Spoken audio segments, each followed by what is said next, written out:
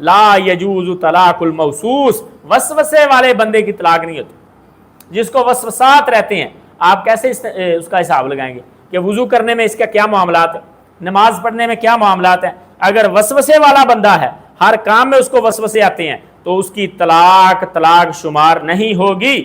اور عطا کہتے ہیں اذا بدا بالطلاق فلہ شرطہ، جب طلاق ظاہر ہو تو پھر طلاق کی شروط ہے، ان شروط کو بانپا جائے گا، دیکھا جائے گا، پوچھا جائے گا کہ حضرت صاحب اس وقت تمہاری کیا کنڈیشن تھی، تمہیں کوئی ایشو تو نہیں ہے، میڈیکل ایشو تو نہیں ہے. اور نافع کہتے ہیں طلق رجل امرأتہ البتہ ان خرجت، اور ابن عمر کہتے ہیں ان خرجت فقد بتت منہ وان لم تخرج فلیس بشیء. وہ کہتے ہیں کہ اگر خامد نے بیوی کو کہا کہ تم میرے گھر سے نکلی تو تمہیں طلاق بتہ ہے، وہ کہتے ہیں اگر نکل گئی تو طلاق ہو جائے گی، نہ نکلی تو طلاق نہیں ہوگی.